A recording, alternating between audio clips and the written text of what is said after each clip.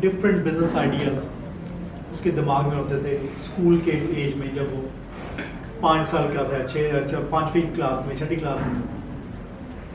पहला बिजनेस उसने जो शुरू करने की कोशिश की वो एक वॉर्म्स होते हैं, वॉर्म्स को उसने उसका एक हाउसिंग ली एंड ही थॉट कि मैं वॉर्म्स लूँगा और उनको रिप्रोड्यूस करके बेचूँगा। उसने कहीं से ही हैड एन आइडिया कि उनको जब आप बीच में से काटते हैं तो वो वॉर्म्स डुप्लीकेट हो सकते हैं एंड ही थॉट कि मैं बहुत ज़्यादा इससे मल्टीप्लाई कर सकता हूँ। उसने गया सबसे बड़े वॉर्म डीलर के पास, उससे वॉर्म्स खरीद के लाया, उसको फिर डाला, फिर रोज़ उसको जाके अंडा तोड़ के उसकी जो योक होती थी वो उसमें डालता था कि इनको जल्दी जल्दी मैं बड़ा करूँ।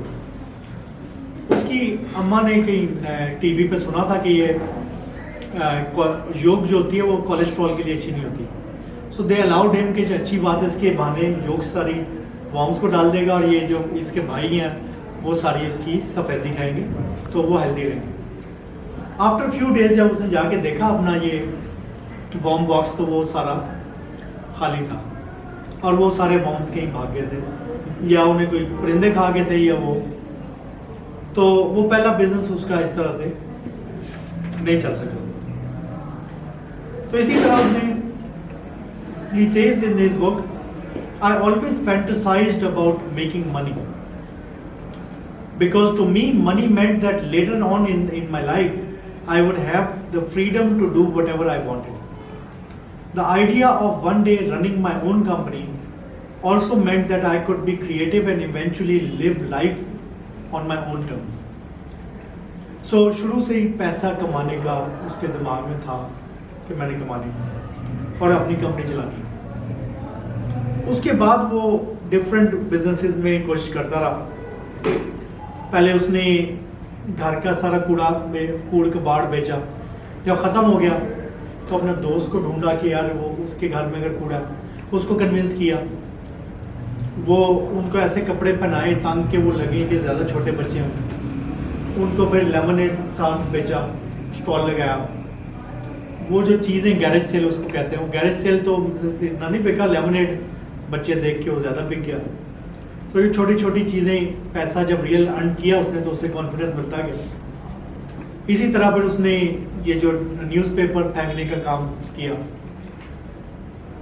उसके बाद उसने कोई फिगर आउट कैलकुलेशन की, उसने कहा यार ये तो बड़ा मैं मेहनत कर रहा हूँ, सिर्फ $2 पर आवर मेरा बनता है। तो उसने फिगर आउट किया कि ये न्यूज़पेपर में तो मेरा डिलीवर करने में मेरा नहीं कोई कमाई होगी। तो उसने एक मैगजीन निकाला अपना, गॉबलर के नाम से। पहला मैगजीन जब निकाला उसकी 4 कॉपियाँ बिकी। जो 4 बिकी तो वो ज़रा कॉन्फिडेंट हो गया कि इसका मतलब मैं 100 भी बेच सकता। अपने नाई के पास गया हुआ था, उससे पूछा कि तुम ऐड इस पे लगाओगे? अगर मैं $20 के ऐड देता हूँ, उसको गॉबलर का मैगजीन दिखाया अपना, तो वो नाई तैयार हो गया उसका कि ठीक है $20 दे दो। तो अब वो दिमाग में उसने कहा कि ये तो बड़ा अच्छा बिजनेस है, 5 ऐड भी मैं बेच लूँ तो $100 तो मेरे यहाँ से बन जाएंगे, और उसे अपना बिजनेस बनता हुआ नजर आ रहा था। मगर वो नेक्स्ट जब उसका निकला, उस एक नाई के अलावा कोई ऐड देने वाला नहीं मिला। और अगला जब उसने एडिशन निकाला तो उसमें सिर्फ 2 बिके। तो इस तरह की काफ़ी उसने इम्प्रोवाइज लॉट। फिर इवेंचुअली उसका भाई था, वो बॉयज़ लाइफ मैगजीन पढ़ता था। अच्छा, उसमें हर तरह के ऐड आते रहते। एक डू इट योरसेल्फ ऐड भी था, वो किट बेचते थे कि ये आप बनाएं, बिजनेस आइडियाज़ देते थे कि ये आप करेंगे तो आपको इतनी कमाई होगी। उसमें एक इसने देखा कि एक बटन बनाने की एक मशीन बेच रहे थे। अच्छा, बटन उसमें आप कोई भी तस्वीर रख के, वो एक किट देते थे आपको, उससे आप बटन पे कोई भी तस्वीर लगा सकते थे और फिर अपने कपड़ों पे वो बटन लगा सकते थे। इसने सोचा कि यार ये तो 20 सेंट का मुझे एक बटन पड़ता है, मैं अगर उसमें एक आपको ऐड देना पड़ेगा, वो ऐड मेरा आएगा कोई $100 का या $50 का ऐड आएगा, $50 की किट आएगी, $80 का ऐड आएगा। तो मैं उसने हिसाब किताब लगाया, किट मंगवा ली। फिर उसने ऐड दिया, पैसे अपने अब्बा जी से लेके गए, मैंने ऐड देना। अच्छा, उसके पेरेंट्स को कोई यकीन नहीं था कि ये को पैसे वापस मिलेंगे, मगर उन्होंने वैसे इनकरेज करने के लिए उसको दे दिया। उसने जब वो ऐड दिया, एंक्शसली वेट कर रहा था, 2 हफ्ते बाद पहला ऑर्डर आ गया उसे, और वो उसने बटन बना के, एक कोई अमीर सी लड़की थी, उसके कुत्ता उसने पकड़ा हुआ, उसकी इस तरह की कोई तस्वीर थी, तो वो उसने बेची। वो 80 सेंट का एक बेचता था, तो उसको मुनाफा बड़ा होता था। 20 सेंट का उसे पड़ता, 80 सेंट का वो बेच रहा। फिर ऐसे करते करते ऑर्डर ज़्यादा होने शुरू हो गए, और ऑर्डर इतने हो गए कि उसे महीने में तकरीबन $200 कमाई शुरू हो गई। और एक बच्चे के लिए $200, 30,000 रुपये महीना, बड़ी ज़बरदस्त कमाई। और इतना काम होना शुरू हो गया कि उसकी पढ़ाई के लिए उसके, क्योंकि 1-2 घंटे बटन बनाने में लगते थे, वो जमा करता था वीकेंड पे। फिर उसने अपने कज़न को हायर कर लिया कि तुम बनाओ बटन मेरे साथ। तो बड़ा ये 1-2 साल इसका अच्छा ये बिज़नेस चला और कमाई होती रही। फिर कहता है ये फैमिली बिजनेस बन गया। मैंने अपने छोटे भाई को दिया, जब मैं बोर हो गया उससे, फिर उसने अपने आगे छोटे भाई को दिया, फिर वो कज़न, फिर इसके अब्बा जी मूव हो गए हांगकॉन्ग, भाइयों को ले गए, आगे किसी को देने के लिए था नहीं बिजनेस, तो फिर then they had to close. But the thing is he got bored out of it, मगर उससे बहुत कॉन्फिडेंस उसे आ गया कि मैं ये पैसे बनाना तो पॉसिबल है। फिर वहाँ पे इसी तरह स्कूल में एक लैब थी कंप्यूटर की, उसमें जाना शुरू हुआ, पास्कल सीखी। उसे नहीं पता था क्या फ़ायदा कंप्यूटर का, मुझे पता था मेरी सीवी में बड़ा अच्छा लगेगा। जब मैंने हाई स्कूल में हार्वर्ड में दाखिला लेना है, तो मैंने लिखा होगा कि इस क्लब में मैं था और मैंने ये किया, तो उसने ले लिया दाखिला। उसमें बुलेटिन बोर्ड सिस्टम होता था, बड़ी बेसिक इंटरनेट की फॉर्म, जिसमें सारे स्कूलों के नेटवर्क के बुलेटिन बोर्ड एक जगह जमा होते थे। इन्होंने वहाँ से क्या किया कि उन्होंने देखा कि कोई नेट कोई डायल अप वो कनेक्शन पीछे लगा होता, उस ज़माने में इंटरनेट आम नहीं होता था। इन्होंने कहा इसकी जगह अगर फ़ोन लगा के देखें, वो तार उतार के कंप्यूटर की फ़ोन कनेक्ट करें तो शायद चल जाए। उन्हें चला के देखा, वो चल गया। अब उसके थ्रू ऊट पटांग फ़ोन कॉल लें, पता नहीं क्या कुछ, कभी कहीं कर, वो उस वक्त होता था 0800 नंबर है, आप वो डायल करें तो बड़ा वो $1 पर मिनट के ऊपर जोक सुन ले, कुछ कर ले, इस तरह की चीज़ें करने शुरू हो गए। उनके फ़ोन स्कूल का बिल आया $1000 का उसमें बस तकरीबन पकड़े गए थे, मगर वहाँ से बच गए। तो इस तरह की शरारतें, मगर एनीवेज फिर इसने बहुत सारे एक्सपीरियंसेस गेन किए। ये मतलब ये नहीं कि जो पढ़ाई है बस उसमें लगा हुआ है। उसने जो एक्सपीरियंस मिलते थे, फॉर एग्जांपल फॉरेन लैंग्वेज में दाखिला किया, स्पेनिश, जापानीज, इवन लैटिन भी उसने दाखिला लेके सीखी, जो सीखने को मिलता था उसने। फिर पियानो, जैज़, इन चीज़ों के लेसन लिए। कम्युनिटी सर्विस, हेलोवीन के लिए पूरा कम्युनिटी हॉल तैयार कर रहे हैं, डेकोरेट कर रहे हैं, तो वो एज अ वॉलंटियर हर जगह गया। तो कहता है one of my first paying jobs in high school was operating the spotlight known as follow spot in the theatre. Theatre में एक बंदा होता है जो लाइट को, जहाँ पे एक्टर होते हैं उनके ऊपर मूव कर रहा होता है, वो बैठ के, वो उसकी जॉब थी for one of our local community theatres. There was something alluring about being involved in something where the sole purpose was to create an experience, an emotional journey for people, and then to have nothing but memories left afterwards to hold on to.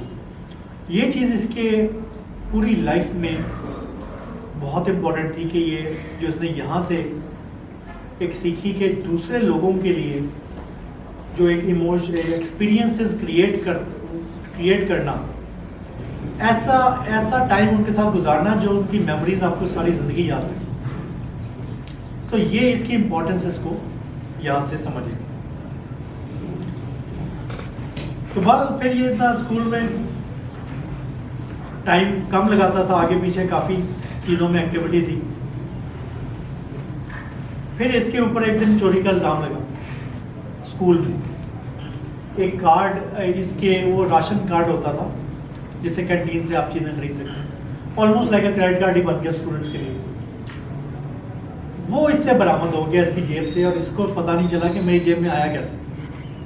वो कहता है शायद वो canteen वाले ने किसी और कैसे पकड़ा दिया होगा, बट बरामद हो गया।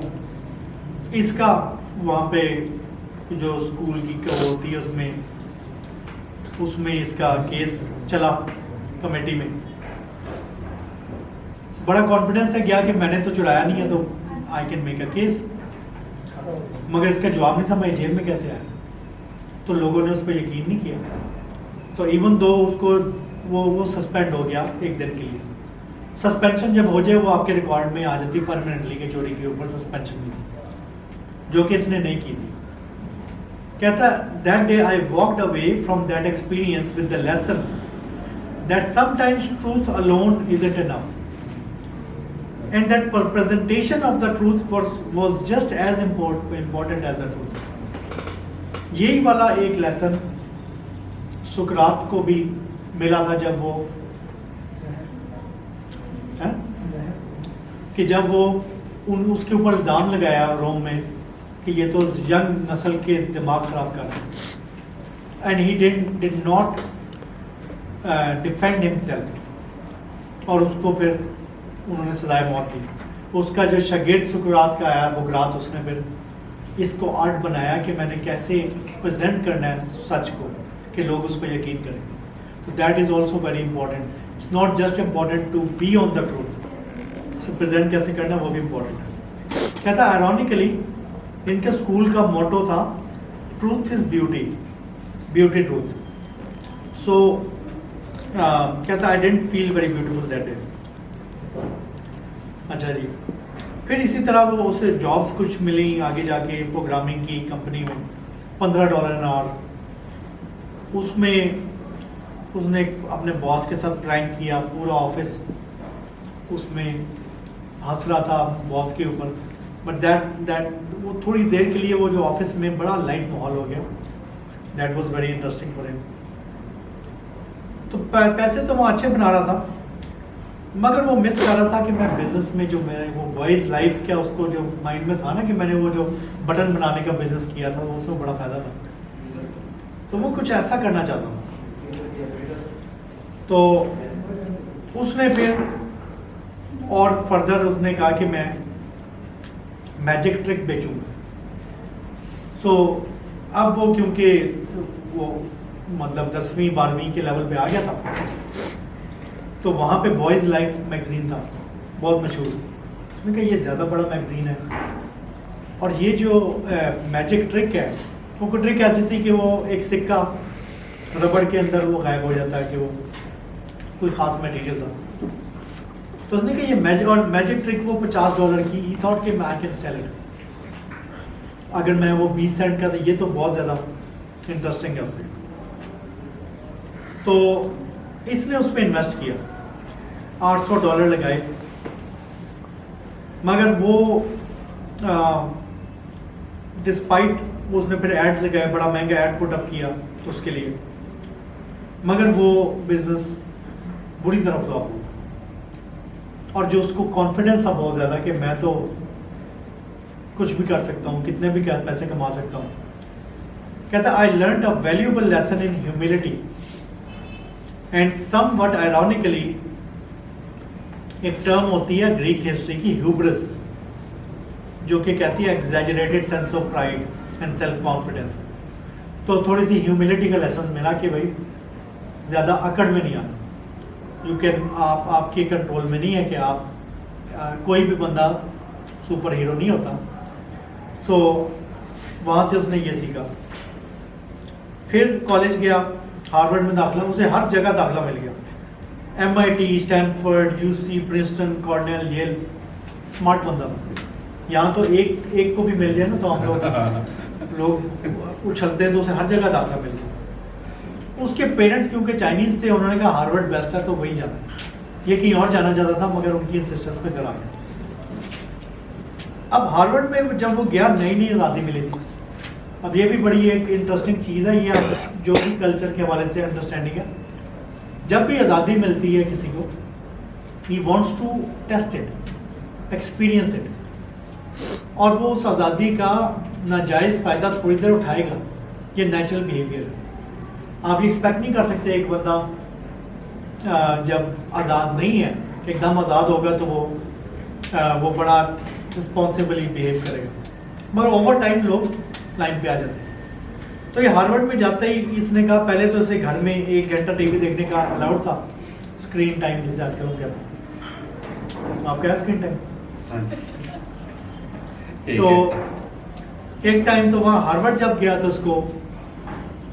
इसने अपना पहले तो टीवी खरीदा डॉर्म रूम में, और फिर 4-4 घंटे बैठ के टीवी देखता होता। अच्छा, फिर वो उस पर सीरीज भी फ्रेंड्स आती थी और इस तरह की और सीरीज थी, और इसने अपनी क्लासेस ऐसे ली कि 2 दिन पूरे फारिग, यानी कि सारी क्लासें एक दिन जमा कर ली, हफ्ते में 3 दिन। मगर उससे हुआ ये कि ये क्योंकि लेट तक ड्रामे वगैरह देखने का आदी था, अगले दिन सुबह उठा नहीं जाता था। जब पहला पीरियड ख़त्म होने लगता था, कहता अब फिर ठीक है, वो मैं किसी से नोट्स ले लूँगा, तो चलो अभी तो ये लेक्चर तो गुजर गया, दूसरे पे जाऊँगा। फिर वो जब एक गुजर जाता फिर कहता है चलो अब वो वही वाली लॉजिक दूसरे पे अप्लाई कर देता हूँ, तो वही उसके भी नोट्स ले लूँगा, तीसरे भी, चौथे, ऐसे करते करते कहता अब तो एक लेक्चर रह गया, अब जाने का फ़ायदा क्या। तो जाता नहीं था, सारा दिन डॉर्म रूम में बैठा रहता था और टीवी देखता था, और बस वो जंक फूड, वो फिर इवन कमरे से निकलने का दिल नहीं चाहता था, तो वो नूडल वगैरह वहीं पे गर्म करके वो खा लिए। इसी तरह उसने पूरा साल गुजार दिया और ये क्लासेस में नहीं गया। अब क्या हुआ, अब जब टेस्ट आने लगा तो इसने कहा कि यार ये तो तैयारी नहीं थी। फिर इसने इम्प्रोवाइज किया। इसने एक बुलेटिन बोर्ड होता था नेट पे। अच्छा, उस ज़माने में स्टडी ग्रुप्स के एक कॉन्सेप्ट था कि 5 लड़के मिलके स्टडी ग्रुप बना लें, क्योंकि नोट्स असल चीज़ होती है। नोट्स अगर आपके पास है तो आसानी से पास कर सकते हैं आप। आजकल नोट्स नहीं थे। इसने एक बुलेटिन बोर्ड पे चैलेंज लगाया कि सारे लोग कि मैं एक बिगेस्ट स्टडी ग्रुप एवर बना रहा हूँ, जो कि हार्वर्ड में कभी नहीं बना। ये ऑनलाइन स्टडी ग्रुप होगा और मैं हर बंदे को 3 टॉपिक दूंगा, उसने उन 3 टॉपिक्स पे मुझे नोट्स भेजने होंगे। फिर मैं कंपाइल करके उनकी कॉपी सारों को जिस जिसने भेजे होंगे, they can by that on $20 पर कॉपी फ्रॉम मी। तो अब उसमें इतना इंटरेस्ट आया लोगों का कि एक टॉपिक पे 4-4 नोट्स उसके पास आ गए। तो उसका कहता है कि एक फ़ायदा ये हुआ कि मुझे बेस्ट नोट्स मेरे पास अवेलेबल थे, जो कि किसी के पास नहीं थे, और ऑन द साइड मैंने प्रॉफिट भी कमा लिया। $20 के इतने बिके मेरे कि मेरे पैसे भी कमा लिए। तो इस तरह से वो काफ़ी ये वहाँ, क्योंकि डॉर्म रूम था वहाँ पे स्टैनफोर्ड और इन जगहों पे ये जंक फूड अलाउड नहीं था। तो इसने कहा कि अगेन अपना मसला हल करना था, मैकडोनल्ड्स वगैरह खाता था। वहीं इसने डील मारी मैकडोनल्ड वाले से कि तुम मुझे अपनी पैटीज और जो बन है ना, वो पैटीज फ्रोजन दे दिया करो, 200-300 में उठा लिया करूँगा तुमसे, और मैं जाके अपने हॉस्टल में बेचूंगा। तो ही एग्रीड। अब ये वहाँ से लाता था $1 $2 का, अगर वो मैकडोनल्ड्स ला के वो $4 का कैंपस पे बेचता था। थोड़ी देर बाद इसने देखा कि यार ये बर्गर में इतना मुनाफा नहीं है, ये तो पिज़्ज़ा में ज़्यादा मुनाफा है। मगर पिज़्ज़े की जो मशीन थी वो कोई $800 की थी, ओवन जो उसके लिए चाहिए था। तो इसने डिसाइड किया कि आई इन्वेस्ट, तो फिर बार उसने पैसे लगा दिए। तो और वहाँ पे डॉर्म रूम में एक हाउस ग्रिल थी, एक जगह रेस्टोरेंट जहाँ पर लड़के खाते थे, उसके साथ डील की, उसके साथ वहाँ पर पार्टनरशिप की। वहाँ पे उसने ये चीज़ें रखी, थोड़ा सा म्यूज़िक वगैरह। उस ज़माने में तो वो एड्स वाले म्यूज़िक आते होते थे, तो उसने रिकॉर्ड किया, बीच में से ऐड काट के म्यूज़िक बड़ा अच्छा लगाया, साथ ये चीज़ें पिज़्ज़े रखे हुए, तो पिज़्ज़े अच्छे बिकने शुरू हो गए। बाय द स्लाइस अच्छा, इसके सो ये पिज़्ज़े बेच रहा था, $8 का पिज़्ज़ा। कहता है ये इसी तरह के बिजनेसेस में आप जब इतने सारे डिफरेंट काम करते हैं तो आपको लोग मिलते हैं, और ऐसे ऐसे लोग मिलते हैं जो कि कहीं ना कहीं ज़िंदगी में आपके काम आते हैं, जो आपको नहीं पता होता कि कहाँ काम आएगा। कहता है उन्हीं लोगों में एक बंदा था जो कि बाद में मेरा चीफ फाइनेंशियल ऑफिसर बना, एल्फ्रेड। वो इसका बड़ा कस्टमर था पिज़्ज़ा का। कहता उसे लोग कहते थे ह्यूमन ट्रैश कंपैक्टर। वो जब भी वो जो खाना खाते थे ना सारे, जो कोई जो छोड़ देता था वो भी खा जाता था, तो काफ़ी उसकी एपेटाइट।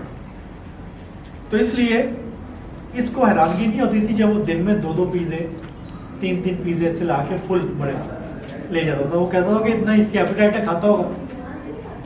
कहता ये मुझे बाद में पता चला कि वो ले जाके पिज़्ज़े फिर उसको भी बाय द स्लाइस बेचता है, $2 का एक स्लाइस, और वो इससे कहीं ज्यादा मुनाफा वो कमा रहा था उसके ऊपर, और इसको भी नहीं पता था। तो बहरहाल इस तरह से ही मेट से इंटरेस्टिंग पीपल। फिर कहता है कि हम लोग वहाँ से बहरहाल जब ग्रेजुएट हुए तो इसने कहा कि अब हमने जॉब करनी है। इसका दोस्त था संजय, इन दोनों ने मिलके अप्लाई की जॉब्स के लिए। कहता we decided to interview mostly with technology companies. My goal was to find high paying job.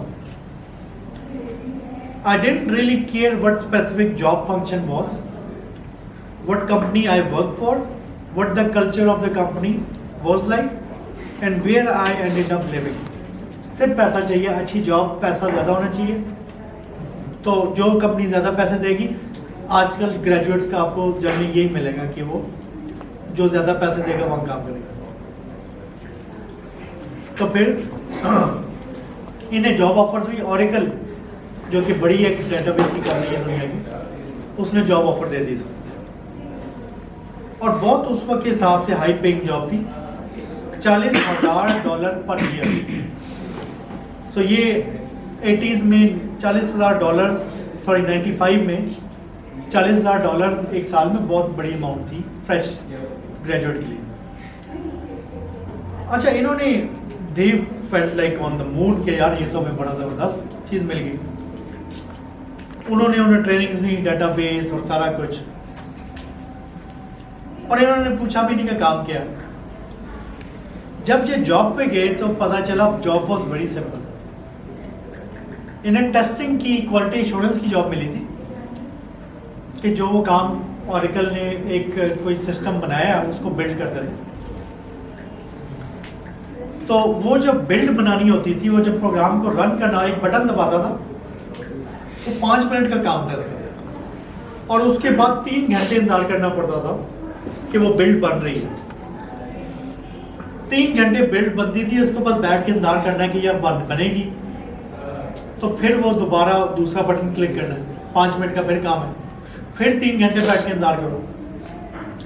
तो दिन में कोई बेसिकली ये घंटा एक का काम था, बाकी टाइम इंतजार था।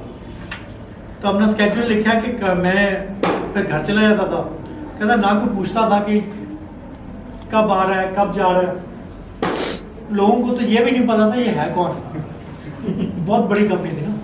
तो वो कहता मैं जाता 10 बजे काम पे, पहले जाते ही एक टेस्ट चलाता था, अपनी मेल चेक करता था, जिसको दोस्तों को मेल करनी वो की, फिर घर चला जाता था। 12:30 तक फिर सो जाता था, फिर 1:45 उठ के फिर ऑफिस जाता था, और घर उसने करीब ही 7 बजे ले लिया था, दोस्त के साथ मिल गया। फिर जाता था 2 बजे, टेस्ट चलाता था, फिर चेक करता था ईमेल, और घंटा 1 तक फिर निकल जाता था office. It was very easy. कहता पहले तो मैं बड़ा खुश था। दूसरा दोस्त संजय, तो वो उसकी बड़ी मुश्किल जॉब थी 7 बजे तक। वो उससे पूछा कि तुम्हारी जॉब कैसी है। वो कहता है बस ठीक है, it's okay, not that exciting. कोई मज़े की जॉब उसकी भी नहीं। बहरहाल थोड़ी देर तक ये करते रहे, फिर इन्होंने कहा यार ये मज़ा नहीं आता, बोर हो गए। ठीक है, वेबसाइट बनाते हैं, कंपनी खोलते हैं, और वेबसाइट्स डेवलप करते हैं। अभी इसने इस्तीफा नहीं दिया था वहाँ, तो ये जाता है, पहला इसने कहा कि हम पहले चैम्बर ऑफ कॉमर्स की वेबसाइट बनाएंगे, एसोसिएशन, उसको कहेंगे फ्री में आपकी वेबसाइट हम बना के देते हैं। फिर जब वो हमारा कस्टमर बन जाएगा, अब वो फ्री में तो वो ना नहीं कहेगा कि बना दो, हम फिर उसकी जितने बिजनेस उसके मेंबर हैं उनको जाके कहेंगे कि यार आपकी एसोसिएशन भी, जो चैम्बर है ना, वो भी हमारे कस्टमर है, तो आप भी बनवाएं। तो वो इस तरह से उन्होंने पहले उनकी वेबसाइट बनाई, 2-3 महीने लगे। ये इसका काम था सेल्स, इसके पार्टनर का काम था प्रोग्रामिंग, तो रगड़ा उसका लगता था, ये जाके बस। फिर ये वहाँ गया, इसने उन्हें मिल गई जॉब, इन्होंने काम किया।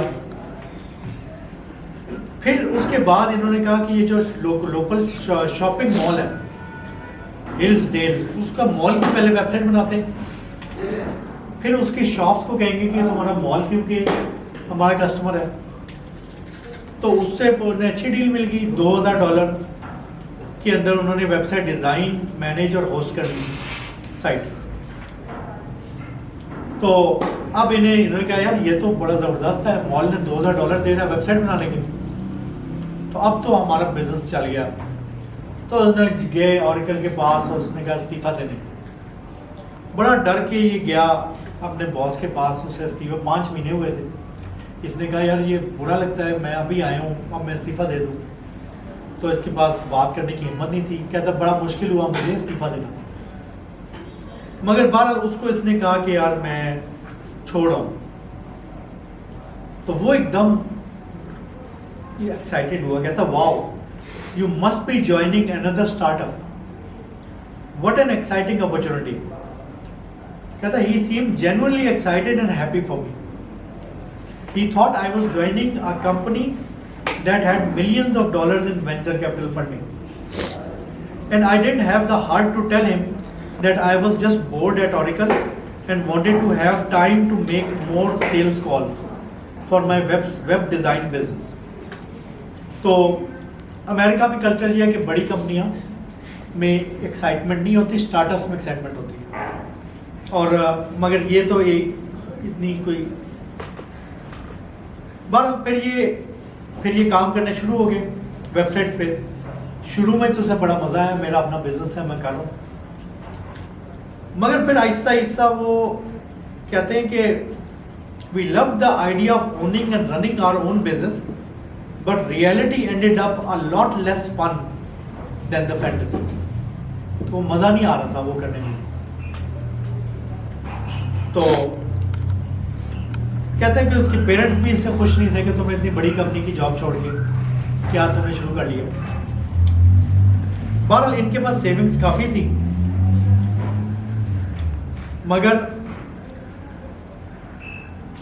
कहता the next few weeks were tough and somewhat depressing, क्योंकि अब वो जॉब छोड़ दी है, जो काम शुरू किया वो भी इतना मज़ा भी नहीं आ रहा, बहुत ज़्यादा पैसे भी नहीं बन रहे, तो डिप्रेसिंग सा टाइम था उसके लिए। तो बहरहाल इनके पास सेविंग्स इतनी थी कि देखो 1 साल का इनके पास रेंट और अपने खर्चे पूरे करने का पैसा था। कहता we didn't know what we wanted to do, but we had learned what we didn't want to do, and we did not want to work for Oracle. We did not want to do any more web design work, and we did not want to make any more sales calls, and we didn't want to be bored out of our minds. तो ये 4 चीज़ों से पता है ये नहीं करनी और कुछ भी कर लेंगे। एंड इट्स वेरी इंपॉर्टेंट कि आपको लाइफ में इतनी क्लैरिटी हो कि क्या नहीं करना, क्योंकि ये भी हमारे पास क्लैरिटी नहीं होती क्या नहीं करना। सो एनीवेज इसने फिर एक ऐसी बोर्डम में इन्होंने फिर आइडिया निकाला प्रोग्रामिंग, इसने कहा मैं चेक करूँ अपनी, तो इसने एक कंपनी का आइडिया निकाला, इंटरनेट लिंक एक्सचेंज। ये बड़ा अच्छा एक आइडिया था इसका। इंटरनेट नया नया चलाता था। आइडिया ये था कि वो वेबसाइट्स को कहता था कि मैं एक पीस ऑफ कोड है वो अपनी वेबसाइट के अंदर तुम डाल दो HTML में। जब भी तुम्हारी वेबसाइट लोड होगी, कोई कस्टमर खोलेगा, इससे एक ऐड तुम्हारी साइट पे नजर आएगा, किसी भी कंपनी का। जब भी एक ऐड नजर आएगा तुम्हारी साइट पे, तो तुम्हें आधा क्रेडिट मिलेगा। और लेट्स से कि 100 दफा साइट नजर आई तो 50 क्रेडिट मिल गया आपको। और हर क्रेडिट के बदले आपकी वेबसाइट का ऐड मैं दूसरी साइट पे, इंटरनेट लिंक एक्सचेंज की दूसरी साइटों में दिखाऊंगा। तो इन अ वे वो आपको कह रहा था फ्री मार्केटिंग आपके लिए, आप 2 ऐड दिखाएं, आपका एक ऐड मैं किसी को दिखाऊंगा। तो जिनके पास पैसा नहीं था मार्केटिंग का, उन्होंने कहा ठीक है, ये फ्री की मेरी मार्केटिंग हो रही है। इसको क्या फ़ायदा हुआ, इसको आधी वेबसाइट्स का, इसके पास आधी इन्वेंट्री जो एड्स की वो फ्री थी इसके पास अब, क्योंकि उनको तो आधी दे रहा था, बाकी आधी इसने बेचनी शुरू कर दी कंपनियों को। अब ये वाली डील बड़ी मजे की थी। और इसने क्या किया कि कॉलिंग करनी शुरू कर दी कंपनीज को। इसने 30-40 कंपनियों की लिस्ट बनाई, अपनी फेवरेट वेबसाइट्स की लिस्ट बनाई। जिनको भी इसने ऑफर की, उनमें से आधी कंपनियों ने ओके कर दिया। इसको कहते हैं market testing, idea validation, minimum viable, यानी कि इसका आइडिया मार्केट में टेस्ट हुआ कि यार ये कामयाब है, आधे लोग कह रहे हैं कि हम लेंगे। तो वहां से ये सीरियस हुए, इनको इंटरेस्ट मिला कि यार ये बड़ी जल्दी ये तो का आइडिया चल गया। तो अब इन्होंने कहा कि अब ये लिंक एक्सचेंज को हमने सक्सेसफुल करना है, ये बड़ा अच्छा आइडिया। अगले 5 महीने कहता है हर दिन हम तो इतनी साइटें आ रही थी, हमारे पास इतना काम था, तो हम सिर्फ उसको ग्रो करने में लगे हुए थे। तो हर मेल आती थी फौरन जवाब देते थे, और बहुत मेल। फिर एक टाइम आया जब ये फुल बुक हो गए, इन्होंने अपने दोस्तों को इन्वॉल्व करना शुरू कर दिया। कहता जो भी आता था हम उसे, हमारे में विजिट भी कर रहा होता तो उसे बिठा देते थे काम कर हमारे साथ। कहता it was exciting, fun, magical and surreal time for all of us. We knew we were on to something big. We just had no idea how it would turn out. तो वो जो पहले बोर हो रहा था या मज़ा नहीं आ रहा था, अब उसको मज़ा आ रहा था। फिर 1996 में से एक कॉल है न्यूयॉर्क से, और एक बिजनेस था, उन्होंने कहा इनको कि हम आपको एड भी खरीदना चाहते हैं और आपका बिजनेस भी खरीदना चाहते हैं। फिर इन्होंने उसके साथ बात की। उस बंदे ने इसको $1 मिलियन ऑफर किया। बिगफुट उसकी कंपनी का नाम था। $1 million is a lot of. इसने सिर्फ 5 महीने लगाए थे। 5 महीने में $1 मिलियन हमारी तरफ से 15 करोड़ रुपया बनता है। एक स्टूडेंट आया, it's a lot of money. कहता है कि this could be life changing opportunity for us.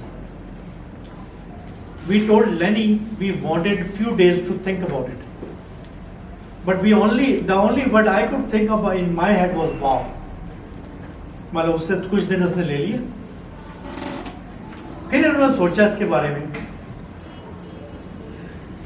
और फिर इन्होंने कहा कि यार चलो, वैसे तो ये मज़ा आ रहा है हमें काम करने का, तो बेचनी तो नहीं चाहिए, मगर चलो 2 मिलियन कह देते हैं। अगर दे दिए तो ठीक है, नहीं तो नहीं बेचेंगे। अच्छा, ये कहता है कि you are in your best negotiating position if you don't care what the outcome is. तो ये मैं भी इसको देखा कि आपने जब भी निगोशिएशन करनी हो, अगर आप नो करने की पोजीशन में है ना, इस माइंड से गए हैं कि मेरी मर्जी की नहीं मिली तो मैं नो कर दूंगा, तो फिर आपको बेस्ट डील मिलेगी। तो बस 2 मिलियन पे उस बंदे ने कहा कि यार ये तो तुम महंगी बेचेंगे, 1 मिलियन मैं दे सकता हूँ। उस बंदे ने पैसे कहा, फिर उन्होंने कहा कि हम नहीं बेचेंगे। वो कहता है लिंक एक्सचेंज, उस बंदे ने कहा link exchange is a once in a lifetime opportunity, ये दोबारा नहीं मिलेगी opportunity. I have made a lot of money in my lifetime, मगर मैंने लूज भी बहुत किया, lost a lot as well when I decided to bet farm instead of taking money on the table. कई दफ़ा आप अपना कहते हैं ठीक है सब डूब जाए बेशक, पे टेबल पे पैसा पड़ा है वो नहीं लूँगा, मगर इससे कभी कभी नुकसान भी हो सकता है, ये सोच लो। बट दे डिसाइडेड कि नहीं बेचेंगे, मगर आप एक्साइटेड हो गया, आप इन्हें और वैलिडेशन मिल गई कि यार ये तो। फिर इसने, अब इनको और बंदे चाहिए थे, इसने अपने एक दोस्त को कॉल की, आदि दोस्तों को कॉल की, उनको ज्वाइन कराया। वो माइक्रोसॉफ्ट में काम करता था।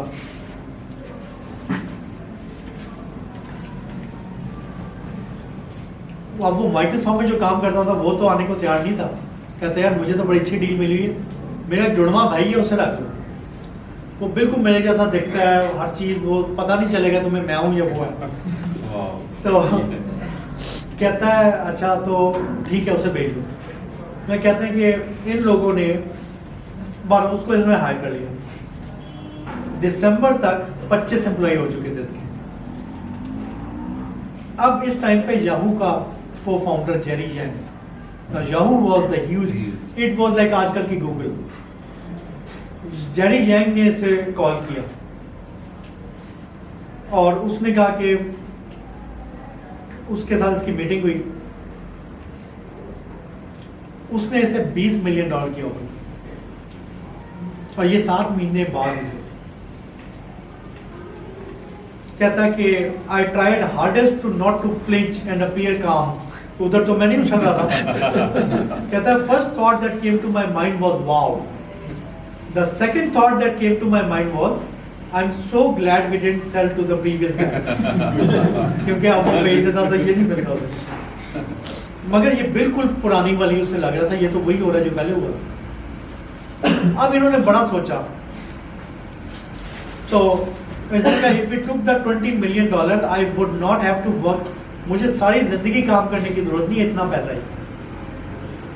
फिर कहता मैंने लिस्ट बनाई कि यार मेरे पास बहुत ज्यादा पैसा हो तो मैं क्या लूंगा, तो मेरी जिंदगी की नीड क्या। कहता मैं सरप्राइज हुआ जब मैं लिस्ट बनानी शुरू की ना, इतना ज्यादा चीजें नहीं थी जो मुझे मैं पैसों से ले सकता था। कहता मुझे चाहिए था एक घर, स्पेशली वो ऐसा कि मैं किराए के बजाय मेरा अपना हो, सैन फ्रांसिस्को में अच्छी जगह, एक बड़ी टीवी स्क्रीन, मिनी वेके, जब दिल चाहे मेरा मैं वेकेशन पे चला जाऊं, एक नया कंप्यूटर, और फिर मैं एक और नई कंपनी शुरू कर लूंगा ताकि मैं इन्वॉल्व हूँ। कहता ये लिस्ट जो है ना इतनी बड़ी नहीं थी, और सब घर के अलावा बाकी चीज़ें ऐसी थी जो मैं अभी भी खरीद सकता था। तो मतलब देयर वाज नो पॉइंट कि मैं पैसे के लिए इतना पैसे का मैं। कहता फिर मुझे याद आया उसके पिछले वाले बंदे के लव्स के link exchanges once in a lifetime opportunity. तो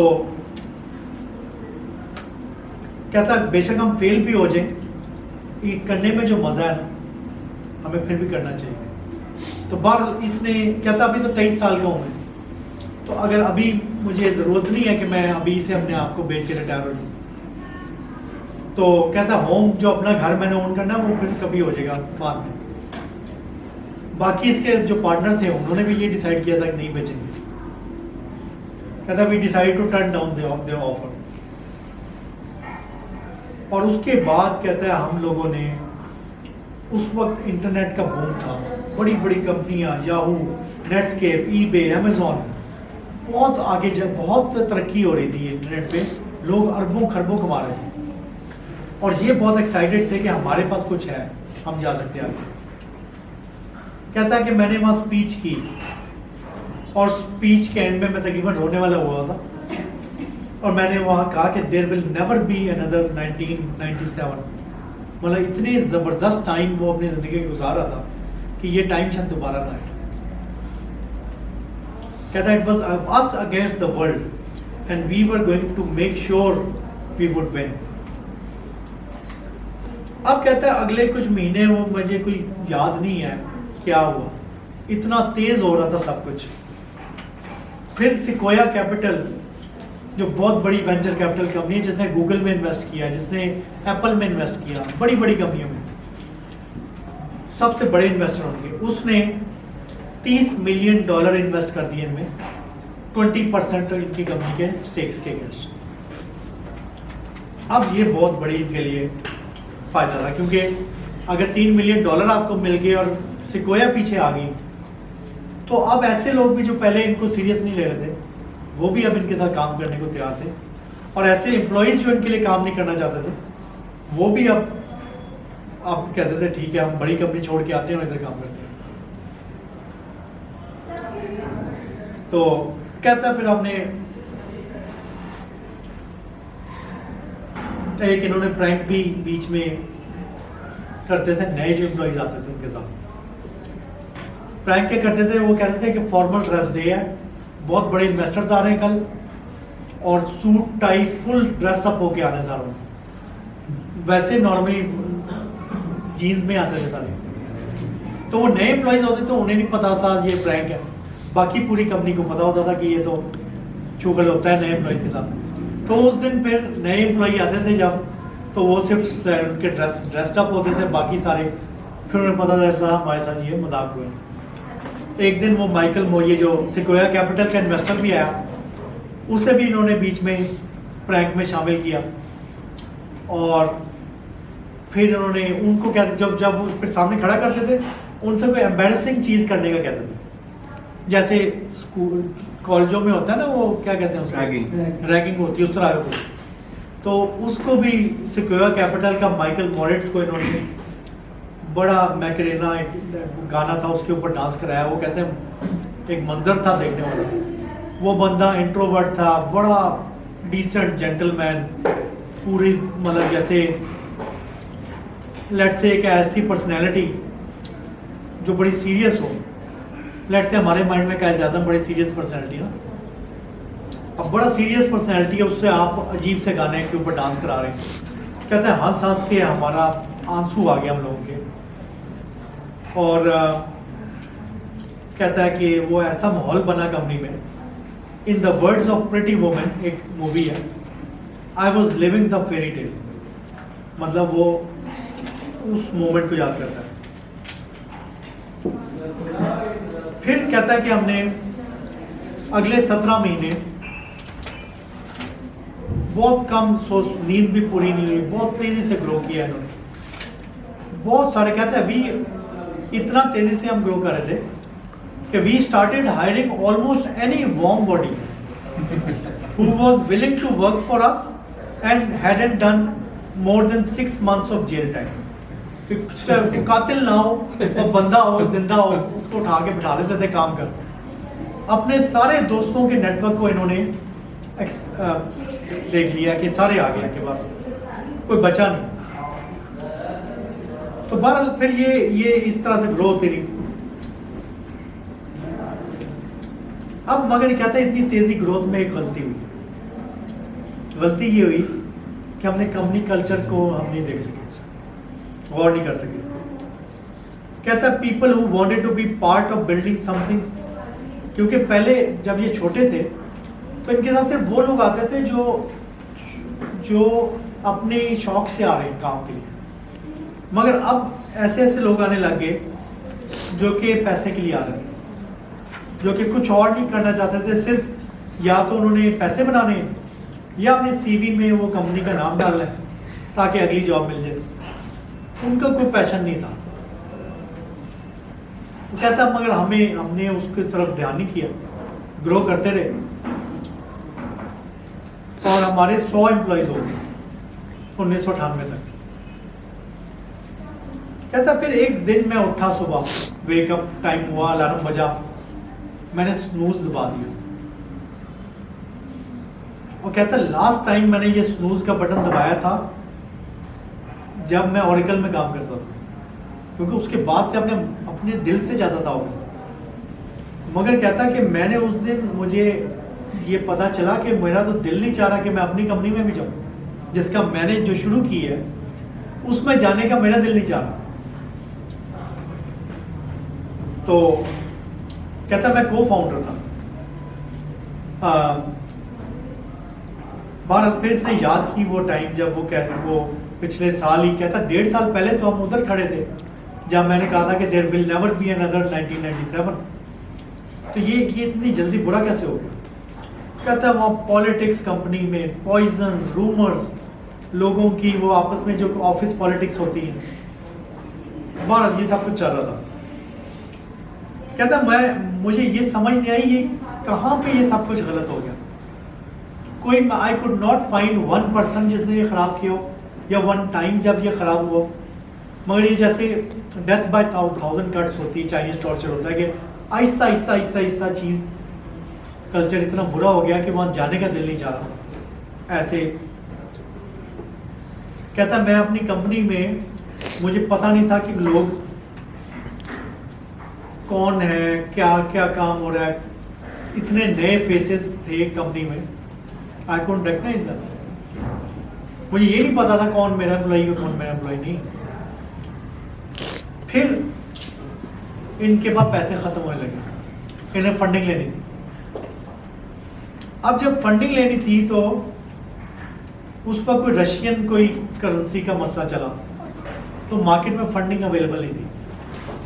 अब इनके पास मसला बन गया कि भाई पैसे नहीं है तो ये अब बंद हो जाएगी कंपनी। कहता मैंने फिर हमारे माइक्रोसॉफ्ट से अच्छे टर्म्स थे, औरों से अच्छे टर्म्स थे, हमने उनसे बात शुरू की। तो नेटस्केप और माइक्रोसॉफ्ट इनकी जंग लगी हुई थी आपस में। उन्होंने दोनों ने इनको ऑफर की कि हम दोनों इंटरेस्टेड हैं।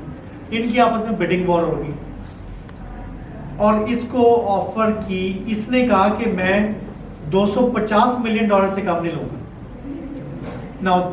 अभी कोई 1.5 साल पहले $20 मिलियन की ऑफर थी, पर वो कहता $250 मिलियन हैं तो फिर मैं करूंगा, वरना नहीं। माइक्रोसॉफ्ट ने कहा कि यार बिडिंग वॉर में 265 मिलियन ऑफर की, this is crazy amount of money. तो अच्छा डील ये थी कि वो इनको भी उनके पास जाके साल के लिए काम करना पड़ेगा, यानी ये नहीं बेच के फारिग नहीं होंगे, साल आपको रहना पड़ेगा। अच्छा अगर ये साल तक रहता तो $40 मिलियन इसके हिस्से में आते, अरबों रुपए बनते। अगर ये साल पूरा नहीं करेगा माइक्रोसॉफ्ट में तो 20% कम हो जाएंगे इसके हिस्से में, यानी कि $8 मिलियन कम हो जाएंगे। तो $8 मिलियन का मतलब है मतलब 1.5 अरब रुपया इसको कम मिलेगा। मगर कहता है उस वक्त सिलिकॉन वैली में बिकती थी कंपनियां, एक टर्म होती थी जैसे कहते हैं वेस्ट इन पीस, जैसे रेस्ट इन पीस होता है। वेस्ट इन पीस का मतलब है माइक्रोसॉफ्ट ने शर्त लगाई हुई है साल तक आना है, तो वो एक जैसे मरे हुए बंदे की तरह लेट जा रहे हैं, बस टाइम गुजार रहे हैं, हाजिरी लगा रहे हैं, तो यही करना है ना, मुझे अरब रुपया और मिल जाएगा। कहता मैंने ऐसा टाइम गुजारना शुरू किया। मगर कहता कि बाद में मुझे रियलाइज हुआ, अच्छा while this for J company बिक रही थी तो उसने लोगों के अजीब शक्लें देखी। कहता large amount of money have strange ways to way of getting people's true colour, उनके ना असलियत सामने आज ही लोगों की, जब बहुत ज्यादा पैसा नजर आता था। कहता है ऐसे ऐसे लोग जो कि कल को जिन्होंने कंपनी ज्वाइन की वो कोशिश करे कि जाके डीलें ऐसी ऐसी बनाए माइक्रोसॉफ्ट के साथ कि बाकी लोगों का नुकसान हो जाए, मेरा फायदा हो जाए, मुझे ज़्यादा मिल जाए। कहता मुझे इतना ज़्यादा वो it was very bad for him, बहुत ड्रामा था, लोगों की लड़ाइयाँ, they started fighting, try to maximise the financial outcome only for themselves, मेरा फायदा हो जाए बाकी को नुकसान हो। बल कहता मैंने फिर उस ड्रामे से पीछे हो गया, मुझे तो पैसे बल। फिर ये कहता हम गए, मैं और मेरा पार्टनर, हम वो रेस्टोरेंट में बैठे थे तो मुझे कॉल आई कि जी डील हो गई है और इतने मिलियन ऑफ डॉलर्स मिल गए हमें। कोई एक्साइटमेंट नहीं थी इनके दिल में उसमें। कहता मैंने अपने पार्टनर को कहा I guess we should probably walk back to the office then, deal हो गई है। वो कहता ओके, चुप करके ये ऑफिस की तरफ जाने शुरू हो गए। मतलब वो जो सारा ड्रामा था that there was no excitement left in the company for them. But फिर इसके बाद इसने क्रूज, जब ये यूनिवर्सिटी में होता था स्टूडेंट्स के साथ शर्त लगी इसकी, उन्होंने कहा तू 10 साल में तुम मिलियनेयर बन जाओगे, इसके दोस्त कहते होते थे। कहता ठीक है, और उन्होंने इनसे कहा कि अगर तुम मिलियनेयर बन गए तो हम सबको क्रूज कराओगे अगर नहीं बने तो हम सब मिलके तुम्हें क्रूज कराएंगे। कहता मैं कि ये तो बड़ी अच्छी बात है, विन विन है मेरे लिए, या तो मैं मिलियनर बन जाऊंगा या मुझे फ्री की क्रूज मिलेगी।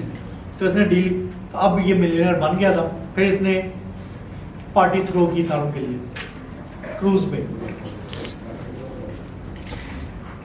मगर अब ये क्रूज पे बैठा हुआ था बार में, तो वहां पे फिर कहता है कि मेरा दिमाग वहीं लगा हुआ था क्वेश्चन पे कि अब क्या करना है, नाउ व्हाट्स नेक्स्ट। इतना पैसा आ गया, सब कुछ है। फिर कहता है फिर उससे मुझे और सवाल है, सक्सेस क्या है, क्या मैं सक्सेसफुल हो गया, हैप्पीनेस क्या है, मैं क्या काम करना क्या चाहता हूं। उसके बाद ये वापस आया, इसने देखा हैप्पीनेस के ऊपर, जब देखना शुरू किया, कहता मैंने अपने जिंदगी में मैं कब खुश था, हैप्पीनेस के मोमेंट्स को उसने लिखना शुरू किया। उसने देखा कि the happiest moments in my life, उनमें पैसा कभी इन्वॉल्व नहीं था। वो कौन से थे?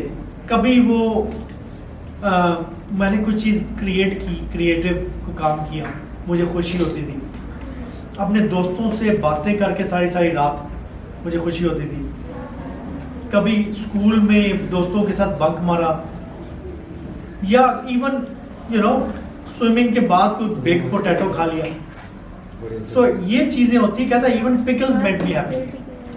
ऑल्दो पिकल्स का कहता मुझे अभी तक पता नहीं है उससे क्यों खा के खुशी होती है, मगर बेसिकली उसने सोचा खुशी का ताल्लुक पैसे से नहीं। और कहता हमारी सोसाइटी ने और कल्चर ने हमें ब्रेन वॉश किया हुआ कि हम समझते हैं कि पैसे का मतलब बाय डिफॉल्ट ये है कि हम उतने खुश होंगे जितना पैसा होगा हमारे पास। तो फिर कहता कि मैंने सोचा कि यार मैं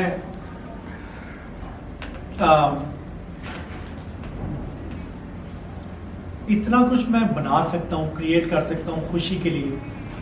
और मैं खुशी के लिए तो मैं कंपनी बेची कि मुझे मज़ा नहीं आ रहा था वहाँ। और अब मैं यहाँ पे जा रहा हूँ माइक्रोसॉफ्ट में और टाइम वेस्ट कर रहा हूँ अपना, अपनी ज़िंदगी का इंपॉर्टेंट टाइम वेस्ट कर रहा हूँ सिर्फ इसलिए कि $8 मिलियन में और पैसा मिल जाए। तो पैसा से का तो ताल्लुक ही नहीं मेरी खुशी से। कहता है मैंने उस वक्त डिसाइड किया कि मैं वो $8 मिलियन छोड़ दूंगा, अब मगर अपनी ज़िंदगी का टाइम नहीं ज़ाया करूँगा। और वो उसने अरबों रुपया छोड़ के मेल कर लिख दी कि कल से मैं नहीं आ रहा। और उसको लोगों ने, जाहिर है ये लोगों को समझ नहीं आई कि ये कैसे हो सकता है। बट कहता है at that moment I had chosen to be true to my self and walk away from the all the money that was keeping me at Microsoft. But फिर आगे कहता है कि बट आई न्यू सो यहाँ फिर कहता है कि कुछ दिन बाद मैंने सारों को गुड बाय मेल लिखी, मैं डोर से बाहर आ गया। I didn't know exactly what I was going to do, but I knew what I wasn't going to do. वही बात पुरानी कि क्या नहीं करना मुझे पता था। कहता है मैंने बैठ के अपनी जिंदगी का टाइम ज़ाया नहीं करना, दुनिया मेरे आगे आगे जाती जाए, मैं वहीं बैठा हूँ। तो वो कहता है कि मुझे उस वक्त नहीं पता था, मगर ये मेरी ज़िंदगी का टर्निंग पॉइंट था कि मैंने उस वक्त डिसाइड किया था कि पैसे के पीछे नहीं भागूंगा, मैं पैशन के पीछे भागूंगा। उसके बाद उसने डिफरेंट जॉब्स की, उसने अपनी वेंचर कैपिटल कंपनी बनाई, उसके थ्रू ये स्टार्टअप्स में इन्वेस्ट करता था, बहुत कुछ किया। फिर इसके पास एक बंदा आया, सो स्टार्टअप्स में इन्वेस्ट करता था। एक स्टार्टअप आई इसके पास, उसका नाम था shoesite.com। अब उस टाइम पे हर चीज़ की वेबसाइटें बन रही थी। उन्होंने कहा कि जी हम लोग, कहता है वो जब आया, कहता है हम इंटरनेट पे जूते बेचेंगे। कहता है to me it sounded like poster child of bad internet ideas. कहता है कि ये कौन खरीदे, ठीक है बाकी कंपनियां पेट फूड बेच रही हैं, फर्नीचर बेच रही हैं, पर जूते तो लोग पहले पहनना चाहेंगे ना, फिर खरीदेंगे, ये इतना बुरा आइडिया है। मगर कहता फिर उसने, मैं बंद करने लगा फ़ोन तो उसने मुझे एक बात बताई कि $40 अरब का जूता बिकता है पाकिस्तान अमेरिका में, ये इंडस्ट्री, जिसमें 5% जो है वो ऑनलाइन ऑर्डर कैटलॉग के थ्रू लोग मंगवाते हैं। तो उसने अंदाजा लगाया तो $2 अरब का जूता लोग कैटलॉग से मंगवाते हैं फ़ोन करके, तो ऑलरेडी बिक रहा है। इसका मतलब मैं जो भी सोचूं बिजनेस तो है। तो बार इसने कहा ठीक है, इन्वेस्ट कर दिया, और भी बड़ी कंपनियों में इन्वेस्ट किया इसने। तो यहाँ से तो इसने बड़े अपने एक्सपीरियंसेस और लिखे हैं कि अच्छा, निक के बारे में जो वो बंदा था जिसने शू साइट बनाई, ये वो कंपनी है शू साइट जो बाद में ज़ैपोस के नाम से $1 अरब की बिकी, अमेज़ॉन ने खरीदी। मगर इसका स्टार्ट कितना हम्बलिंग है। कहता है आया मैं वो बड़ा कैजुअल सा ड्रेस होके, जैसे कोई स्टूडेंट आता है, बोर्ड शॉर्ट्स पहनी हुई थी। तो कहता है कि हमने भी प्रिटेंड नहीं किया कि हमारा भी कोई ऑफिस हो, मेरे घर आ गया वो मेरे रूम में, ना हम फॉर्मल थे ना वो फॉर्मल था। तो कहता है कि उसने उससे पूछा कि तुम्हारे पास कोई एक्सपीरियंस है जूते बेचने का? उसने कहा नहीं, मेरे पास कोई एक्सपीरियंस नहीं है, बट मैं एक दफ़ा लास वेगस में एक शू के कॉन्फ्रेंस में गया था जूतों की, और कुछ लोगों ने कहा था कि ये इंटरेस्टिंग आइडिया है। उसने शो नहीं किया, आपने आपको पोज किया, कोई झूठ बोले कि जी मैं तो बड़ा चीता हूँ, मुझे बहुत पता है। फिर इसने कहा कि तुम किसी बंदे को ढूंढो जिसे जूतों को पता हो, जिस इंडस्ट्री में काम करता हो। देखा ये तो बड़ा अच्छा आइडिया है, ठीक है। उसने कहा फिर तुम पहले उसको ढूंढो, जब लेके आओगे तो फिर मैं इन्वेस्ट करूँगा तुम्हारा। तो और इससे बात वही है कि बताया आगे भी ऐसी इस तरह की चीज़ है कि जब आप ट्रूथ से, ट्रांसपेरेंसी से चलते हैं पार्टनरशिप में या दोस्तों के साथ, वो लॉन्ग स्टैंडिंग रिलेशनशिप्स बनते हैं।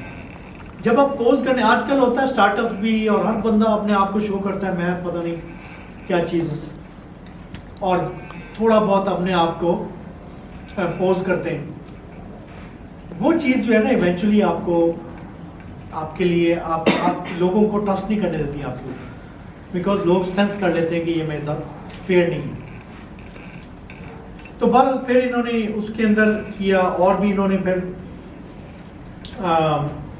23 स्टार्टअप्स में इन्होंने इन्वेस्ट किया, और फिर इसने पोकर खेलनी शुरू की, डिफरेंट चीज़ें, पैसा था, पोकर खेलनी शुरू की। कहता है पोकर से मैंने बड़ा सीखा, और ऐसे ऐसे लेसन मुझे मिले पोकर से जो मेरे बिजनेस से बड़े रिलेट करते हैं। तो कहता है उसमें पोकर में एक काम होता है कि आप जब, सबसे ज़्यादा इंपॉर्टेंट ये होता है किस टेबल पे बैठते हैं। अब वो जो टेबल सही चूज कर लिए ना, बाकी लोग कैसे, ये कहता है ओनली गेम है कैसीनो में जिसमें दूसरे लोगों से आपका मुकाबला होता है। बाकी हर जुए में कैसीनो के खिलाफ मुकाबला है। वो जो जुए वाली मशीनें होती हैं, जो स्लॉट मशीन में हमेशा कैसीनो ही जीतेगा ज़्यादातर, खेलने वाला मेजॉरिटी हारेंगे। Casino can not lose money, मगर इस गेम में कैसीनो का सिर्फ परसेंटेज होती है, तो आइदर यू लूज और आई लूज। सो लोगों से मुकाबला। तो कहता है सबसे पहले तो किस टेबल पे आते हो, वो बड़ा इंपॉर्टेंट है, चूज करो बाकी प्लेयर्स। फिर कहता है ये मैटर नहीं करता कि हर बाजी जीतनी है। आपने, कहता है कि स्टैटिस्टिक्स है, मैथ्स है, ये मैथोडिकल बंदा है, जाके इसने किताब पढ़ी कैसे होती है पोकर, सारा कुछ प्रॉपर तरीके से, हर काम तरीके से करता हूँ। किताब पढ़ी, उसमें उसे कहता है इतना नॉलेज है नेट पे पड़ी हुई थी पोकर की कि मैं अमेज था जो वो बाकी लोग पैसे लुटा रहे थे वो क्यों नहीं बैठ के पढ़ सकते थे ये चीज़। तो कहता है मैंने बैठ के पढ़ी, और मैं उसमें था स्टैटिस्टिक्स होती है ख़ास। तो आपने स्टैटिस्टिक्स पे चलना है, ये नहीं चलना कि मैंने हर बाजी जीतनी है। कहता है एक से एक हार भी जाओगे तो अगर आप फॉर्मूले पे चलेंगे ना तो लॉन्गर टर्म में आप लाजमी जीतेंगे। अगर टेबल पे एक भी बंदा आपसे माठा है, 10 बंदे बैठे, एक भी बंदा आपसे माठा है ना, तो आप लूज नहीं करेंगे, ज़्यादा गेन नहीं करेंगे। वो कहता मोस्टली होता था आधे से ज़्यादा लोग फारिग होते थे। तो कहते हैं ये वैसे ही है जैसे आप एक सिक्का है, ऐसा सिक्का हो जिसकी टेल 3 दफ़ा, तो अगर पहली दफ़ा आपने जब फेंका वो हेड आया, आप उस वक्त सोचें कि यार हेड आया तो अगली दफ़ा भी शायद हेड आए, तो ऐसा नहीं होता। उसी तरह वो फार्मूला भी उसी तरह था।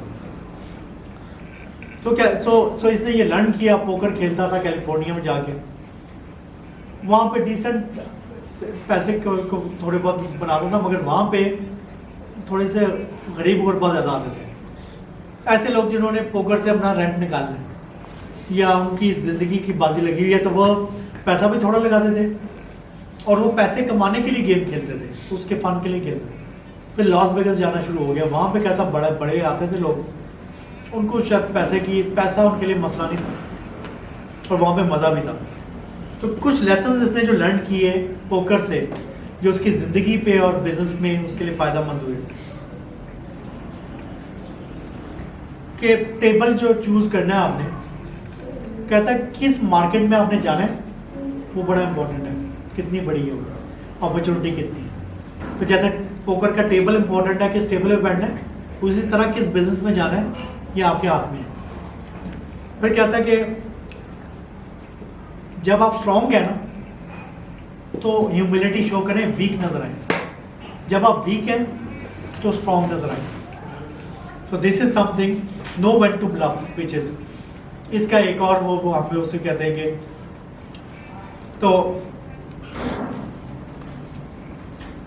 फिर इसने कहा कि always be prepared for worst possible scenario, उतना जुआ खेलो जितना लूज कर सको, उतना तो कह रहा बिजनेस भी वो उतना रिस्क लो जितना अफोर्ड कर सकते हैं। रिमेंबर दैट सो वो लॉन्ग टर्म स्ट्रेटजी पे जाओ, शॉर्ट टर्म गेम पे ना जाओ। लॉन्ग टर्म में अगर स्ट्रेटजी जाओगे तो विन करोगे हमेशा। Don't play games that you don't understand. तो इस तरह की उसकी डिफरेंट लर्निंग्स है। एक चीज़ वो एंड में बात करता है कल्चर के, you have got to learn love the game. अगर गेम का मज़ा नहीं है ना, दिल से खेलो, पैसे के लिए नहीं। अगर आपने बहुत अच्छा होना है उस गेम में तो अपने दिल से खेलो, अगर आपका मज़ा नहीं है फिर ना खेलो। सो फिर उसने बात ये सारी चीज़ें की। फिर डाउनटर्न आया। डाउनटर्न ऐसे आया कि 9/11.com नहीं, तो उससे पहले इसने इसकी बचपन की ख्वाहिश थी कि ये मूवी थिएटर के साथ इसका घर हो और साथ ही वो एक फास्ट फूड चेन है उसकी दुकान भी साथ ही। तो इसको वो मिल गई जगह, एक बहुत बड़ा थिएटर बन रहा था 24 स्क्रीनों का, उसके ऊपर डॉम रूम से, यानी कि आप उसके ऊपर फ्लैट से, और नीचे वही साथ ही वो फास्ट फूड की चेन भी थी। कहता ये तो कुदरत ने साइन दिखा दिया, मुझे मौका मिल गया, तो उसने वो ख़रीद लिया। अपने सारे दोस्तों को भी, काफ़ी लोगों ने पिछली कंपनी में पैसा कमाया था इसके साथ, काफ़ी लोगों को उसने आधी फ्लैट उसने ख़रीद लिया, कुछ 30-40। वहाँ पे फिर इन्होंने बड़ा ज़बरदस्त अपना एक पार्टी स्पेस बनाई। 810 नंबर कमरा था और उसने उसके कॉन्सेप्ट है उसका ट्राइब का। अब इसने जो पहले बात करता था कि creating experiences for other people, spending time with other people, जो कि सारी ज़िंदगी लोगों को याद रहे, that was important to him. Relationships were important to him. तो इसने वो इन लोगों ने वो एक ऐसा माहौल बनाया वहाँ पे जैसा कॉलेज का माहौल होता है, दोस्त यार हर वक्त वो जो दिल में आ रहा है वो कर रहे हैं। तो वहाँ पे इन्होंने फिर वो एक्सपीरियंसेस क्रिएट किए। फिर इसकी कंपनी को डाउनटर्न आ गया, 9.com बस्ट हुआ, पूरी मार्केट उड़ गई। जब मार्केट उड़ गई, सारे जो इन्वेस्टर्स हैं वो पीछे हो गए। अब इसके पास इसने 23 स्टार्टअप्स में इन्वेस्ट किया हुआ था, सारी स्टार्टअप्स एक एक करके बंद होनी शुरू हो गई, थोड़ी सी रह गई, इसने उन सारों को अपने फ्लैट में मूव किया, एंड में एक बची, ये shoesite.com, और ये भी कोई इतनी प्रॉमिसिंग नहीं थी।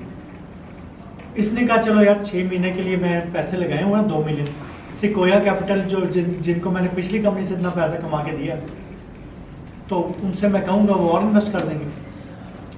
इन्होंने उसको लिखा कि जी हम भी इसमें इन्वेस्टर हैं, आप इन्वेस्ट करें, तो वो हालात बुरे थे, और सिक्योर वाले कहते हैं कि हमें नहीं लगता ये कंपनी पैसे बनाएगी, तो उन्होंने टर्न डाउन कर दिया, they said we want invest. अब इनके पास पैसे नहीं थे आगे, और कहता है कि मैं एकदम मुझे कॉन्फिडेंस मेरा लूज हुआ, क्योंकि लोग उसको कहते थे कि ये तो छक्का लग गया एक दफ़ा, ये बार बार नहीं होता। कहता है मुझे खुद भी थोड़ा सा फील हुआ तो पता नहीं छक्का ही ना लगा हो मेरा। तो अब कहता है कि अब मुझे एक और पैशन मिल गया ज़िंदगी में कि मैंने दुनिया को प्रूव करना है कि मेरा छक्का नहीं लगा, मैं ये दोबारा भी कर सकता हूँ जो मैंने पहले किया। तो इसने बार 3-3 महीने 4-4 महीने करके इन्वेस्ट करता था, फिर कहता था कंपनी को कि आप बाहर से लेके आओ पैसे, मगर वो बिल्कुल आखिरी दिन जब बंद होने वाले होते थे बहुत पैसा डाल देते। आहिस्ता आहिस्ता करते करते फ्लैट बिक गए सारे, फिर एंड में जो उसका आखिरी जो वो रह गया था लॉक, वो भी बिक गया। ये लोग बैठे हुए थे, बिल्कुल बिजनेस अभी तक इनका प्रॉफिट में नहीं आया, एंड दे न्यू कि अगर 6-8 महीने इसके बाद एक प्रॉपर्टी रह गई थी बस, जो इसने अपना कहा था कि ये मेरी पर्सनल सेविंग है, अगर फ्यूचर में ज़रूरत पड़ेगी तो काम आएगी।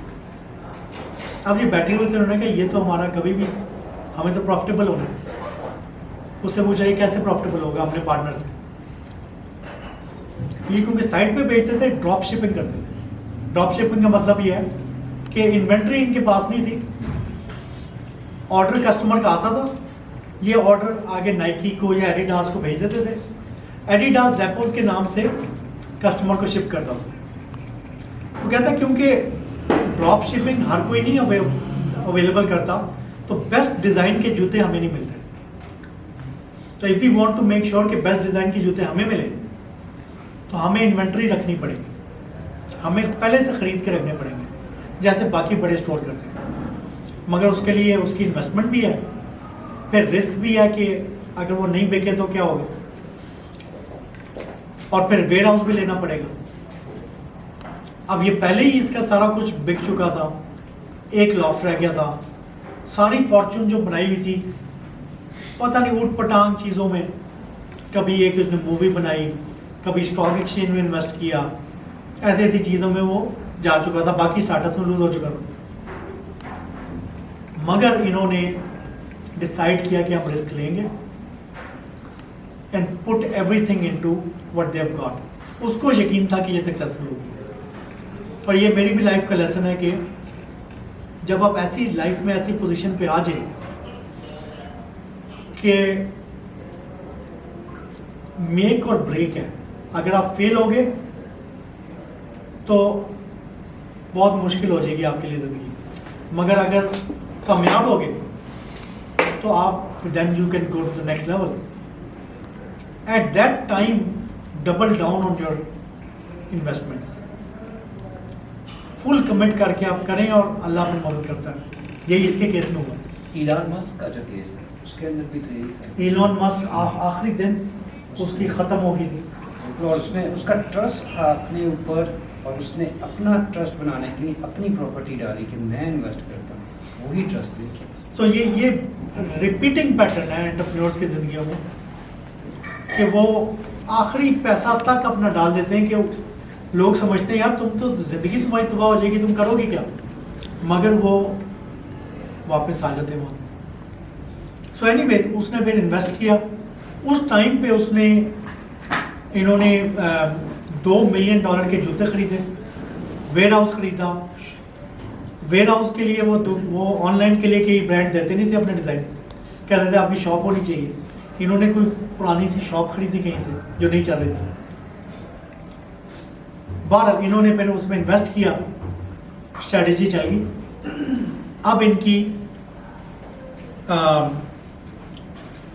अब इनकी सेल जो है 4-5 गुना ज़्यादा होगी। फिर और सेटबैक्स आए जो कि ग्रोथ के अंदर आते हैं, जो इनका वेयर हाउस वाले थे वो उसको डील नहीं कर सकते थे। बहरहाल इसने ये सारे चैलेंजेस को डील किया। ज़ैपोज़ के अंदर एक बड़ी इंटरेस्टिंग चीज़ है जो इसने बिल्ड की है। दे क्लेम के we have the best customer service on earth. Best customer service on earth is a big claim to make. और ये मैंने भी चेक किया उनकी वेबसाइट पे जाकर। कहते हैं कि कॉल सेंटर एजेंट है ना, उनको एक इसमें भी किसी ने कॉल किया कि यार मैं यहाँ मेहमान आया हूँ, लॉस वेगस में आपका हेडक्वार्टर है, तो यहाँ पे पिज़्ज़ा कहाँ से अच्छा मिलता है ये तो बताइए। कॉल सेंटर एजेंट का क्या काम है? वो अभी आप कहीं कॉल करें ना PTCL में, उन्हें कहें कि यार पिज़्ज़ा कहाँ से अच्छा मिलता है। अच्छा, their call centre agents will tell you कि बेस्ट पिज़्ज़ा ढूंढ के बता देगा वो। अच्छा, मैंने कहा यार ये कैसे हो सकता है? मैंने भी ट्राई किया। मैंने उसमें वेबसाइट पे जाके लिखा मैंने आपके CEO से, टोनी शे से मिलना है। अच्छा, कहता है क्यों मिलना चाहते हैं? मैंने उससे बताया, कहता है वो यार वैसे तो बड़ा मुश्किल है उससे मिलना, मगर वो ना ये 2 बार्स हैं, इनमें वो इस दिन और इस दिन जाता है, आप अगर उधर चले जाएंगे ना तो बड़ी चांसेस है कि आपको मिल जाएगा।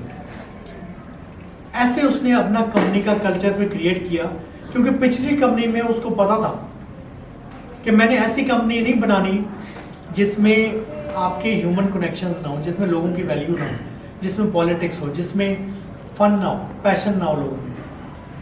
तो उसने फिर ऐसा यूनिक कल्चर ज़ैपोज़ में क्रिएट किया जो पूरी दुनिया में नहीं था। फन कल्चर को, फ्लैट एंड फन कल्चर को नेक्स्ट लेवल पे ले गया। उसने कहा कॉल सेंटर एजेंट नॉर्मली हर कंपनी ये करती थी कि इंडिया को आउटसोर्स करती थी, या पाकिस्तान में भी आते हैं कॉल सेंटर। क्यों आते हैं? Low cost. क्योंकि लो कॉस्ट है और वो कहते हैं यार ये इम्पोर्टेंट नहीं है।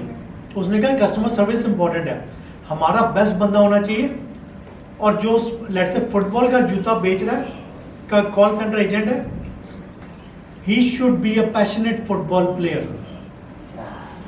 सो जो भी बंदा कॉल सेंटर पे बैठा हुआ है वो पैशनेट होना चाहिए अपने काम में। फिर उसका बिलीव था कि जो फन है, शुगल मेला, ये जो एक्सपीरियंसेस उसने बनाए लोगों के लिए, पार्टीज, और अपने ही बिलीव्ड के जो दोस्त यार होते हैं असल वो अपने बेस्ट पे एक दूसरे के साथ होते हैं, अपनी लाइफ में एंजॉय करते हैं और अपने बेस्ट पे होते हैं उसमें जब दोस्तों के सामने होते हैं। बाकी जगहों पे ना शक्लों पे शक्लें चढ़ा के आते हैं वो लोग। तो इसने यहाँ पे वो कल्चर बनाया कि फन कल्चर हो, हर बंदा एक दूसरे का दोस्त हो, ज़्यादा से ज़्यादा कंपनी के अंदर दोस्तियाँ हो लोगों की। और एक चीज़ पे वो बिलीव करता था, हर बंदे में एक वियर्डनेस होती है, उस वियर्डनेस को बाहर आने दो। हम लोग डरते हैं, हम लोग करते हैं कि यार वो ये ना कह दे कंपनी में बॉस मुझे कैसे देखेंगे, ये कैसे, हम पोज करते हैं। और कई दफ़ा कुछ करने का दिल भी चाहता हो तो नहीं करता है कि वियर्ड ना लगे हमको। वो ऐसे जान के वियर्डनेस को प्रमोट करते थे, because once a person is confident कि उसे ये डरना हो कि मैं कैसा लगूंगा या मैं ये करूंगा तो कोई मजाक ना उड़ाए। ऐसी इन्वायरमेंट में हो जब वियर्ड होने में उसे कोई मसला ना हो, तो वो फिर वो काम कर सकता है जो वो नॉर्मल हालात में नहीं करता। तो इस तरह की चीज़ें इसने की कंपनी में। अब इवेंट्स करते हैं, एक इसने फॉर एग्जांपल डेयर शुरू किया, ब्लू और बाल्ड डे, कि आपने अपने या तो टेंट करानी है या ब्लू कलर के डाई कराने हैं। अच्छा, वो डेयर है तो they actually they did that, वो खुद करा के आया, और उसने काफ़ी सारे जस्ट टू, तो इस तरह की काफ़ी सारी ऐसी चीज़ें करते थे जो आम कंपनी में सोच नहीं सकता बंदा ये क्या कर रहे थे। आज उनका कल्चर इतना मशहूर हो गया कि गूगल से दूसरी कंपनियों से लोग बुक करा के, टाइम बुक करा के उनका कंपनी का टूर करने आते हैं। एक साल की बैकलॉग है, वो बुकिंग कराते हैं कि जी हमने यहाँ कंपनी का कल्चर देखना है, टूर करना आके। और वो जो मर्जी आप ऊट पटांग आइडिया लें, वो ये नहीं कहेंगे यार ये मतलब नॉर्म्स नहीं देखेंगे, दे विल सी के क्या ये, दे लेट यू ट्राई। सो उस कल्चर की बेस पे जो सबसे लो कॉस्ट फंक्शन होता है कॉल सेंटर, उसको सबसे वैल्यूएबल फंक्शन बना दिया उन्होंने, जिसकी बेस पे जेफ बेजोस जो अमेजोन का सीईओ था, उसने $1 अरब की ऑफर की खरीदने की, और उसने कहा कि आपका कल्चर और आपकी कंपनी इतनी अच्छी है कि मैं अमेजोन के अंदर उसको मर्ज करके उसको ख़राब नहीं करूँगा, इसको फुल आज़ादी दूंगा, जो आप करना चाहते हैं आप वैसे करें। और ये $1 अरब, और उसके थ्रू उसने हर कंपनी के एम्प्लॉय को thousands huge amount of money he was able to give them. But most of all, the friendships, the relationships, और जो मज़ा लोगों को उस कंपनी में आता था काम करने का, that sustain। और अब आज इस कंपनी का कल्चर पूरी दुनिया में it's a new way of working in the companies। और सिलिकॉन वैली को इसने इंस्पायर किया और इसने शो किया कि इस कल्चर से आप सक्सेस ले सकते हैं। सो बहुत सारे लेसन हैं इसमें और भी, but the thing is I think there are some key lessons for all of us to learn from this. Pakistan में अभी आई थिंक अभी बहुत ज़्यादा एग्जांपल्स, बहुत ज़्यादा क्या, we don't know many at all, जो इवन इस डायरेक्शन में भी जाने का सोचते भी। सही बात। तो ये वो चीज़ है जिसको पाकिस्तान में कहा जाता है कि यार मैं चैम्बर की मीटिंग में जाता हूँ और जगहों पे लोग समझते हैं यार नहीं यहाँ तो डंडा चलता है, यहाँ तो ये नहीं चल, ये कल्चर नहीं चल सकते, ये अमेरिका में चल सकते हैं। बट आई हैव सीन कि हमारे ही लोग वहाँ जाके इतना एक्सेल करते हैं और इन्हीं कल्चर में जाके they are one of the top performing people। It's not, लोगों का मसला नहीं है, कल्चर का मसला है। And we have to change the culture, we have to believe in ourselves, we have to work on our passion। तो with that मैं इसको conclude करूँगा with some apology के, even though मैं इसको मैंने internalize किया हुआ है कि मेरी सोच में, मेरी कंपनी के काफ़ी कामों में इसका बड़ा इन्फ्लुएंस है, मगर because I could not spend enough time कि मैं इसको कंसाइज नोट्स बना के आपको आधे पौने घंटे में उसको ज़्यादा इफेक्टिवली प्रेजेंट कर सकता हूँ। But anyways I would encourage कि आप लोग इसको पढ़ें बुक को, और DPL विज़िट करें। वहाँ पे हमने इन टू सम एक्सटेंट ये करने की कोशिश करें। इसका फॉलोअप भी बड़ा अनयूजुअल है। आज जिधर ये चला गया, होलाक्रेसी जैसे इसने इस बुक के बाद ऐसे ऐसे मॉडल्स लेके आया कि सिलिकॉन वैली वाले भी परेशान है देख के कि ये कैसे हो सकता है। But anyways it's something worth reading.